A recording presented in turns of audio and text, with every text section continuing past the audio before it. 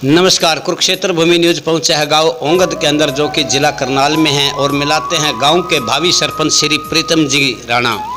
आज की खास मुलाकात में हमारे साथ गांव के भावी सरपंच श्री प्रीतम जी राणा के साथ तो जानेंगे, गांव के विकास के बारे में भी जानेंगे और भी जानकारी लेंगे। हमें बताएंगे कि इनका राजनीति में आने का मेन क्या उद्देश्य है। तो सबसे पहले कुरुक्षेत्र भूमि न्यूज में आपका स्वागत है। तो सर, जनता आपको लाइव देख रही है, जनता लाइव सुन रही है।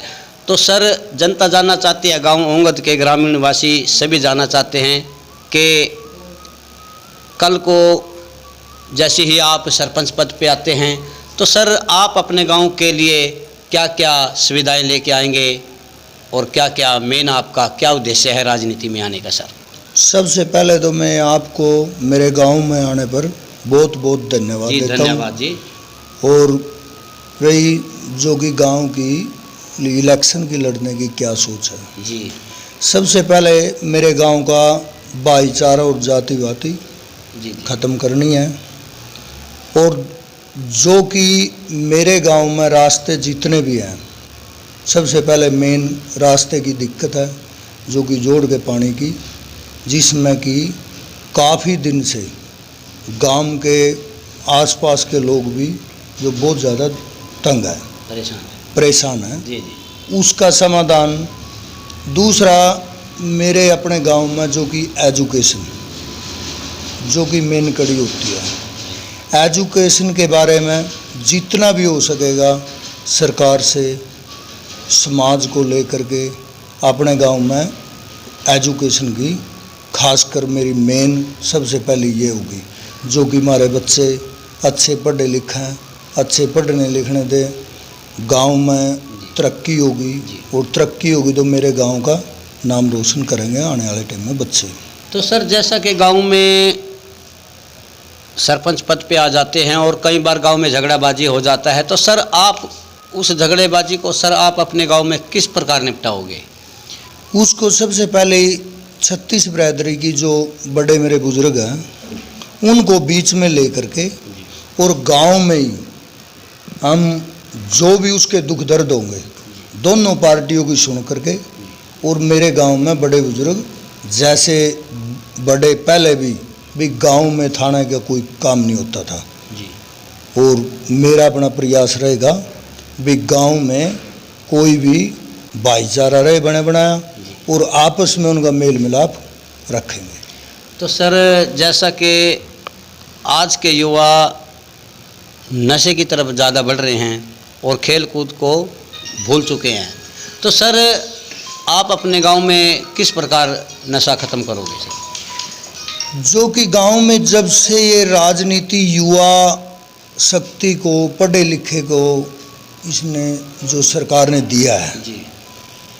असल में तो राजनीति होती है कम से कम 50 साल की एज से ऊपर तो सरपंच का उम्मीदवार जी, और मेंबर पंचायत भी इसी उम्र की होती है, जो गांव में अपनी एक वोट के लोभ लालच में दे करके जी। जो हमारी नीम है, इस राजनीति ने नशे की ओर खो दिया जी। और मेरा एक मानना ये है, देखो जो पढ़े से कढ़ाया होता है, जी जी जी। जितनी उम्र का एक्सपीरियंस होता है वो पढ़े लिखे में नहीं होता।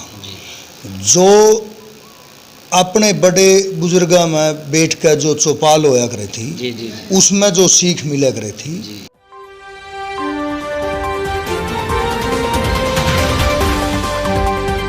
और जिस उसके कारण था हमारी जो युवा शक्ति है, जो अपने गांव में हर गांव में नशा ऐसा बढ़ गया जैसे कि एक दिमक लग गई हो फसल में, और उसको खोना है तो पूरे समाज का, पूरे भाईचारे का, सबका सहयोग होगा, तब इसको नशे को खोया जाए। तो सर, जैसे बात करें, आज बेटियां भी घर में सुरक्षित नहीं हैं जी, और महिलाएं आज घर में बिल्कुल बेरोजगार बैठी हैं सर। तो आप अपने गांव में महिलाओं व बेटियों के बारे में क्या सौगात लेके आओगे, क्या कार्य करोगे? ऐसा सरकार ने इतने काम दिए हैं, अगर इतने काम दिए हैं, उस सरकार की जो नीति है हम गांव में लाएं तो कोई भी गांव में मेरी बहन बेटी जो भी बेरोजगार है उनको रोजगार गांव में ही मिल सके।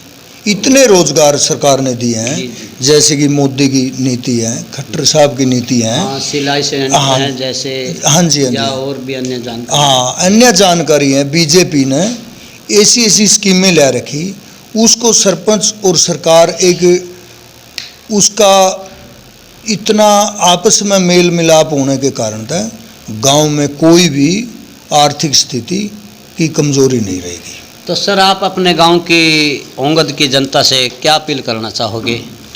मेरी अपील पूरे गांव से सबसे पहले तो बात, जो नशे से जो पैसे से गांव में राज लेना चाहते हैं उनका बहिष्कार करो, और जो भाईचारा और सामाजिक की बातें करे और जो समाज को जोड़ने की बात करे उसका मेरी हाथ जोड़ कर उनसे अपील है भी मेरे को भी एक बार मौका दिया जाए।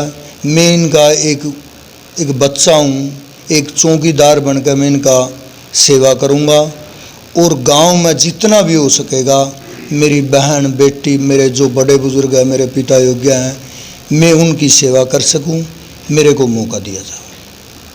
तो सर आज एक कोरोना वायरस की महामारी पूरे भारतवर्ष के अंदर है जी, और सर ऊपर से हमारे हिंदू धर्म में जैसे त्यौहार आते हैं, दशहरा और दीपावली, जी, ये भी मनाने ज़रूरी है। तो सर आप अपने गांव की जनता से, पूरा हरियाणा वासियों को क्या संदेश देना चाहोगे कि ये त्यौहार भी मनाए जाएं और सर ऊपर से ये बीमारी से भी बचा जाए?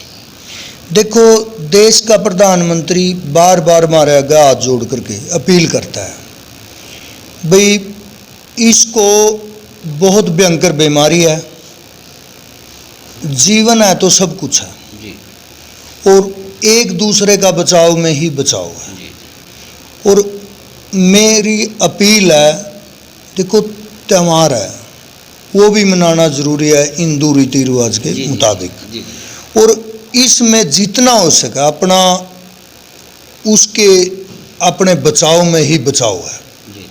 वो भी रखो और त्यौहार भी मनाओ।